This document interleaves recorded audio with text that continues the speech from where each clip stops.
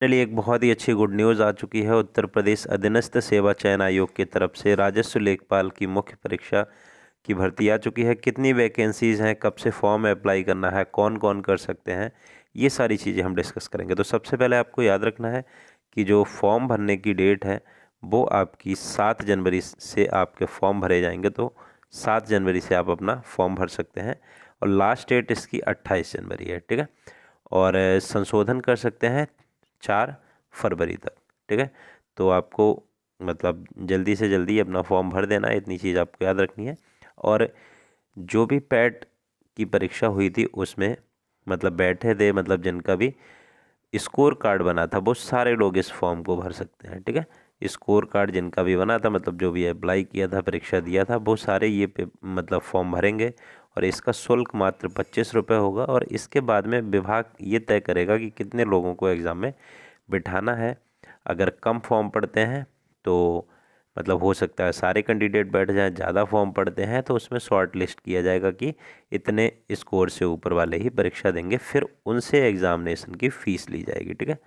तो ये चीज़ आपको याद रखनी है। बाकी का यहाँ पे देखते हैं कि आपको रजिस्ट्रेशन कैसे करना है। तो अभ्यर्थी पैट की परीक्षा का जो रजिस्ट्रेशन नंबर होगा, जन्मतिथि होगा, उसी के हिसाब से कर सकते हैं। और अदर स्टेट वाले भी यहाँ पे अप्लाई कर सकते हैं, बशर्ते उन्हें सामान्य की तरह ट्रीट किया जाएगा। ठीक है।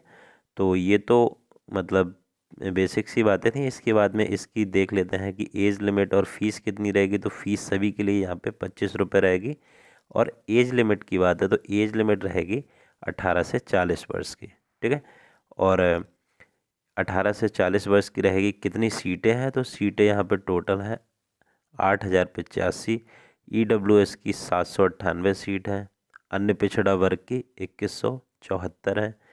ST की 152 है। SC की 1690 है। और 3271 यहाँ पे सीटें हैं अनारक्षित। ठीक है। 18 से 40 यहाँ पे एज रहेगी। और 2000 ग्रेड पे की ये जॉब है, आपको याद रखना है। ठीक है।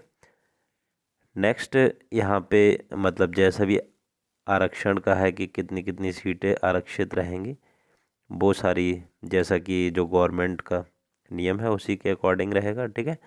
तो आपको यहाँ पे शैक्षिक अर्हताएँ देख लेनी है कि मात्र आपको 10+2 पास करना है। अभ्यर्थी को माध्यमिक शिक्षा परिषद उत्तर प्रदेश की इंटरमीडिएट परीक्षा या सरकार द्वारा इसके समकक्ष मान्यता प्राप्त कोई अन्य परीक्षा उत्तीर्ण होना आवश्यक है। ठीक है। और इसके बाद में अगर आपका एनसीसी में बी ग्रेड का प्रमाण पत्र है तो आपको इसका वेटेज दिया जाएगा। ठीक है।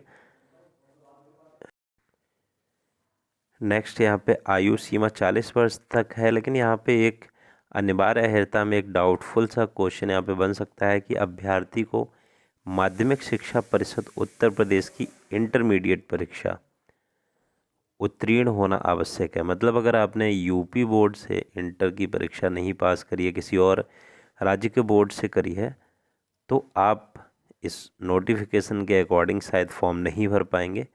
बाकी का देखते हैं आगे क्या होता है।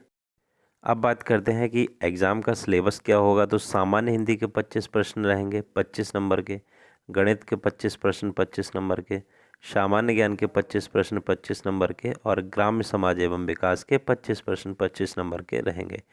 तो 2 घंटे का पेपर होगा। 100 यहाँ पे क्वेश्चंस रहेंगे। यहाँ पे पाठ्यक्रम भी दिया गया है कि सामान्य हिंदी में क्या क्या टॉपिक रहेंगे। इनसे अलग भी रह सकते हैं, लेकिन यहाँ पे जो टॉपिक दिए गए हैं वो आप देख सकते हैं। ठीक है। और यहाँ पे लिखित परीक्षा के संबंध में विशेष नोट दिया गया है कि अगर आवेदन पत्रों की संख्या अत्यधिक होती है तो आयोग के लिए विज्ञापन के सापेक्ष पैट 2021 के स्कोर के आधार पर मुख्य परीक्षा हेतु शॉर्टलिस्ट अभ्यर्थी किए जाएंगे। और एक शिफ्ट में एग्ज़ाम कराना है या एक से ज़्यादा में होगा तो नॉर्मलाइजेशन किया जाएगा। अगर एक में होगा फिर तो नॉर्मलाइजेशन नहीं किया जाएगा। ठीक है। दूसरा यहाँ पे है कि उत्तर प्रदेश के आरक्षित श्रेणी के सभी अभ्यर्थी आवेदन में अपनी श्रेणी अवश्य अंकित करें।